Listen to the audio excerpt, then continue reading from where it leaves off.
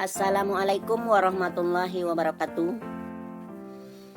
Pada video kali ini kita akan mempelajari tentang cerpen, yaitu unsur intrinsik cerpen. Yang mana pada pertemuan kali ini kompetensi dasar yang akan kita pelajari yaitu menelaah struktur dan aspek kebahasan cerita pendek yang dibaca atau didengar.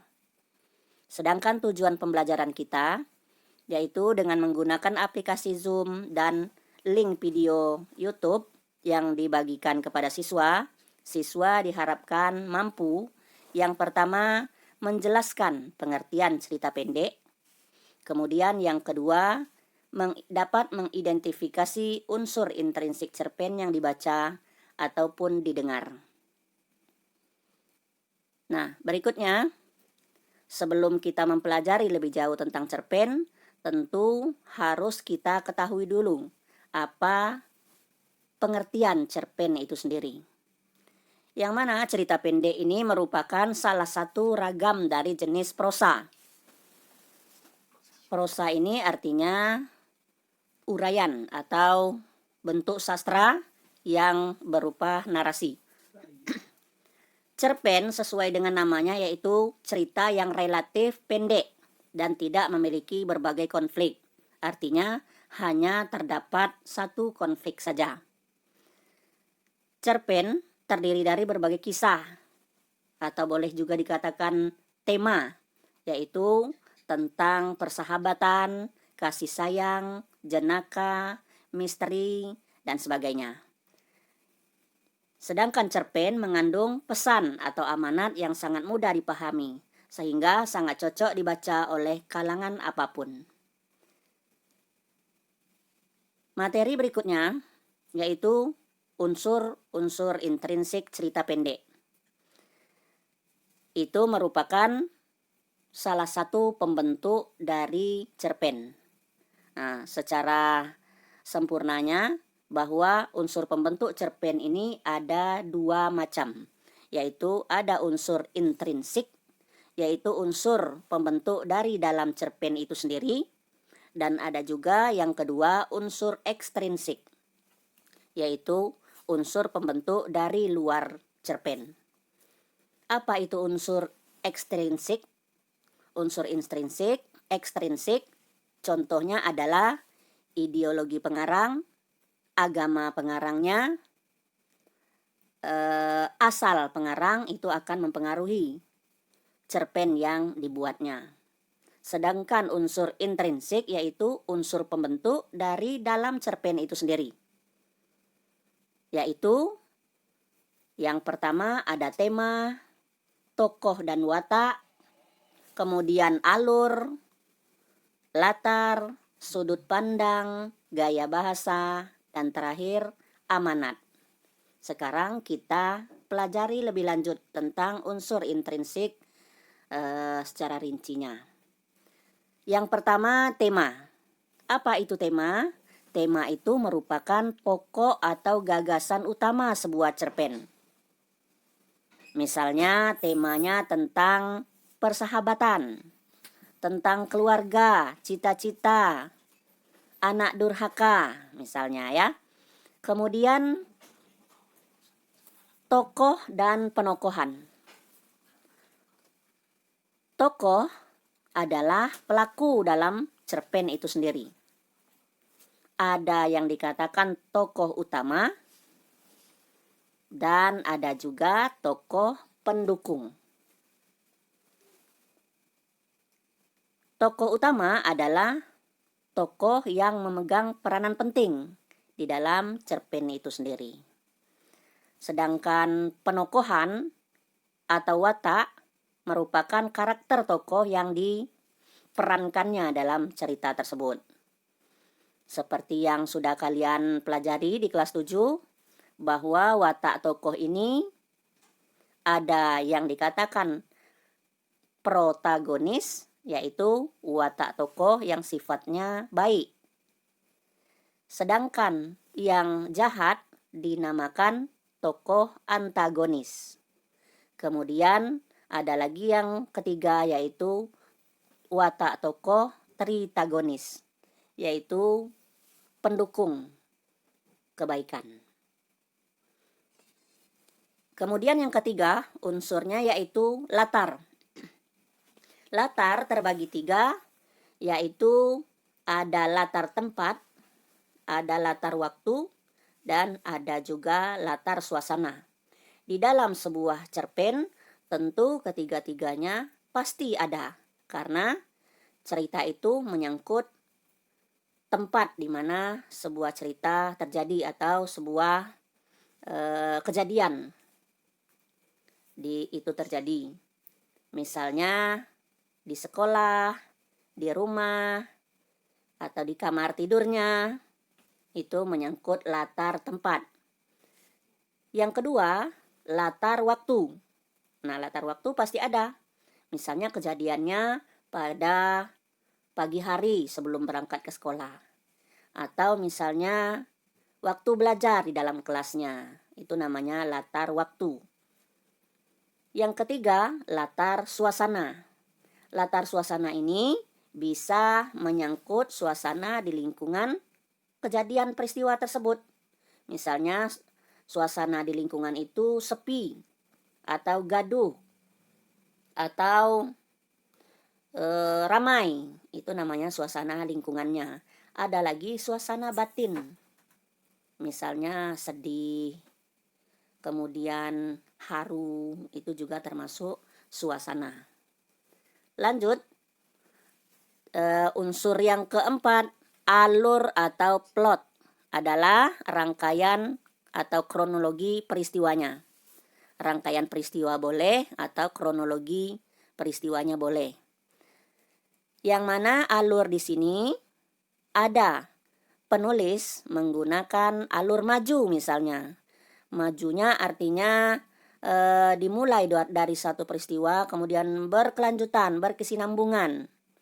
Misalnya dari waktu SD misalnya terus berlanjut sampai dia tamat sekolah misal. Itu kronologis dari sisi waktunya. Kemudian ada lagi alur mundur, yaitu sebuah cerpen yang diungkapkan dari posisi sekarang kemudian mundur waktunya pada masa yang lalu.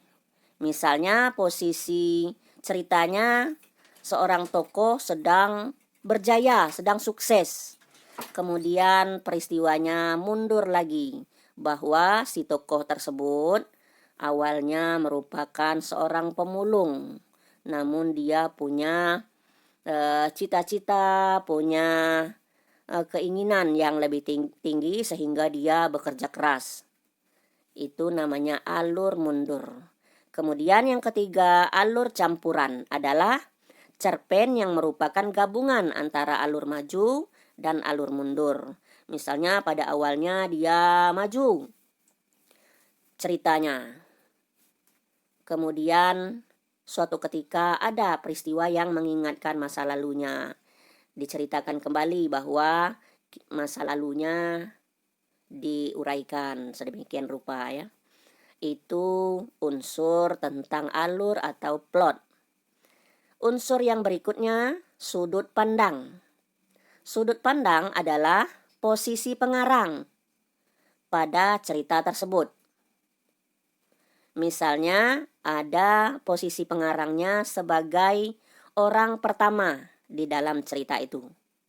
Maka cerpen yang dikarangnya menggunakan kata gantinya aku atau saya dan sebagainya. Maksudnya cerpen itu langsung tokohnya diperankan oleh si pengarang. Kemudian ada lagi sudut pandang orang ketiga, bahwa pengarang itu menceritakan orang lain.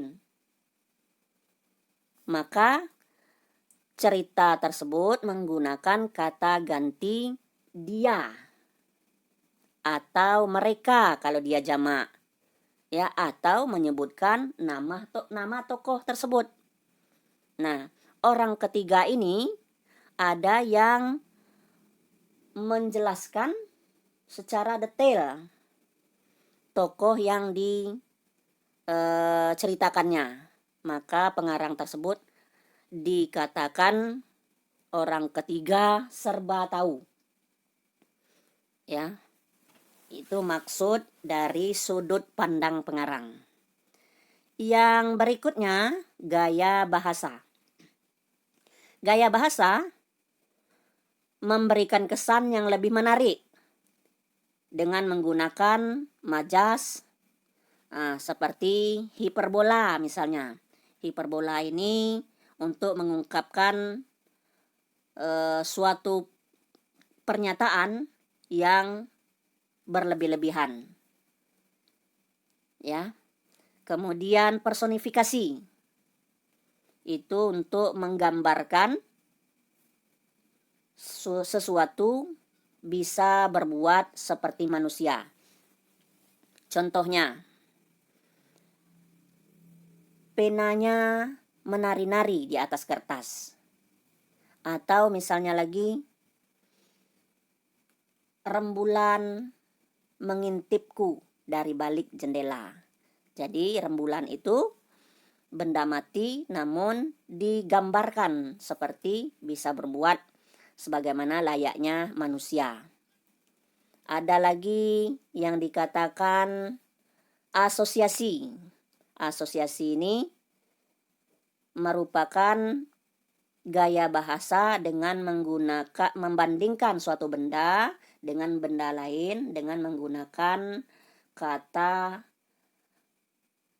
bagaikan, seperti. Nah, itu ciri-ciri gaya bahasa asosiasi.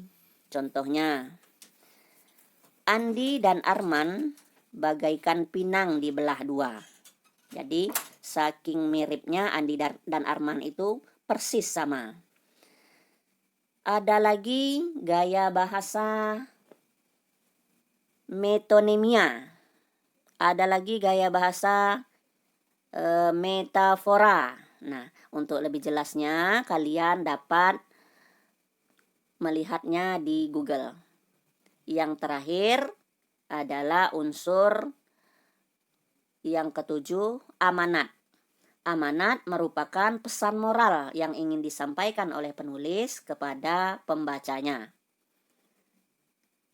Contoh, misalnya jangan sombong, atau pembacanya harus rajin bersedekah, atau tidak boleh durhaka kepada orang tua, dan sebagainya. Itu amanat yang ingin disampaikan oleh penulis kepada pembacanya.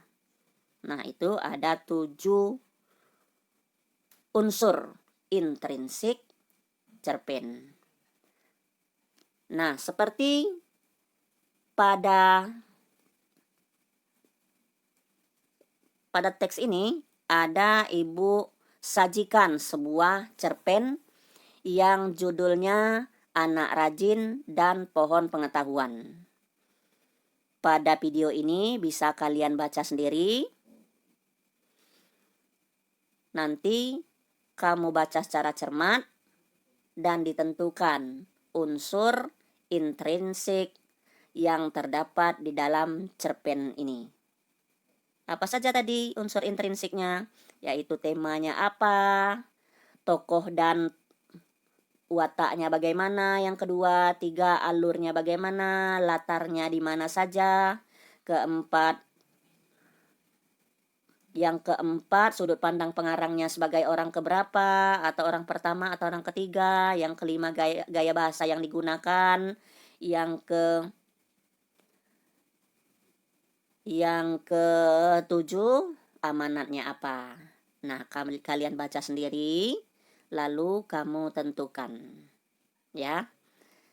Nah, sekarang dari kalian baca tadi, kita cek unsur-unsur intrinsik yang terdapat di dalam contoh cerpen yang telah disajikan, yang mana temanya tentang kejujuran dan semangat belajar.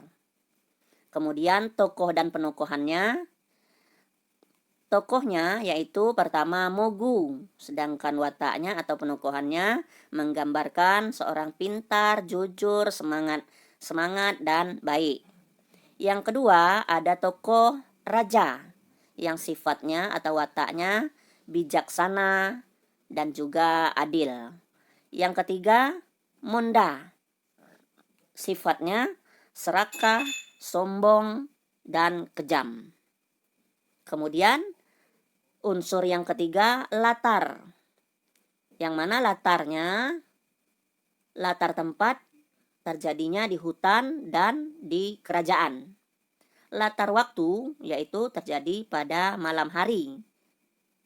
Yang ketiga latar suasananya semangat, menegangkan, ya, itu tentang latar cerpen yang telah disajikan. Berikutnya alurnya, alur maju. Karena selalu maju ke masa depan, masa berikutnya. Tidak pernah dia kembali ke masa lampau. Yang berikutnya sudut pandang. Karena dia menceritakan orang lain, maka sudut pandang pengarangnya menempatkan dirinya sebagai orang ketiga. Dia menceritakan nama pengarangnya yaitu Mogu. Yang berikutnya lagi gaya bahasa yang digunakan, ya tidak ada gaya bahasa yang terdapat dalam cerpen tersebut. Terakhir adalah amanat. Amanat yang dapat kita ambil dari cerpen tersebut. Yang pertama, jangan kita serakah. Dan yang kedua, harus mengakui kehebatan orang lain. Yang ketiga, jangan merusak alam. Dan boleh juga kalian ambil amanatnya yang lain yang sesuai dengan isi cerpen tersebut. Boleh-boleh saja amanat beda dengan orang lain, ya. Nah, seperti biasanya Ibu menampilkan soal-soal latihan sehubungan dengan tema yang telah kita pelajari, yaitu tentang unsur intrinsik cerpen. Nah, kutipan cerpen ini untuk kalian kerjakan soal nomor 1 sampai nomor 3. Bisa kalian baca. Ini kutipan cerpennya. Atau Ibu bantu. Keesokan harinya cuaca sangat cerah. Rino, ayah, dan ibu naik ke mobil. Tak lama kemudian mereka sudah ada dalam perjalanan menuju peternakan Neida. Di sepanjang jalan yang agak macet dan panas, Rino masih berharap andai mereka bisa berlibur ke pantai. Karena ayah Rino mulai kehausan, ia menepikan mobil di dekat kafe pinggir jalan. Mereka bertiga turun dari mobil.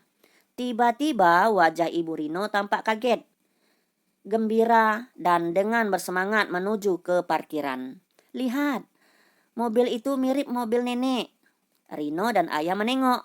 Mereka bertiga lalu melangkah pelan mendekati mobil itu. Astaga, itu memang mobil Neida. Nenek bersandar di pintu mobil dan sedang menyeruput jus jeruk. Seketika itu juga, Rino berlari dan memeluk neneknya. Ayah dan ibu juga memeluk nenek dan bertanya heran.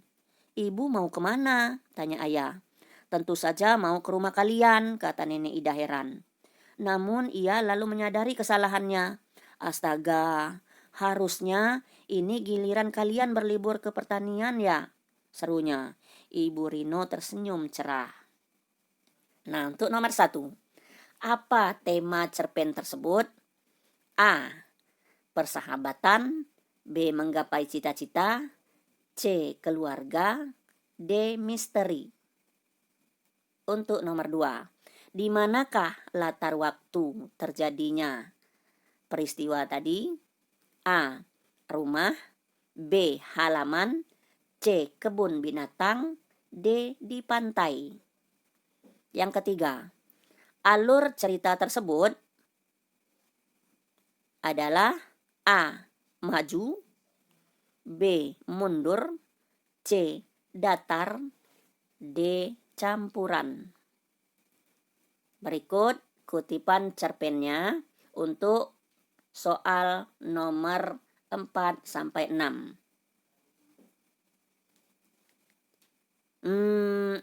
Saya mengaku salah karena kurang mengamati dengan baik.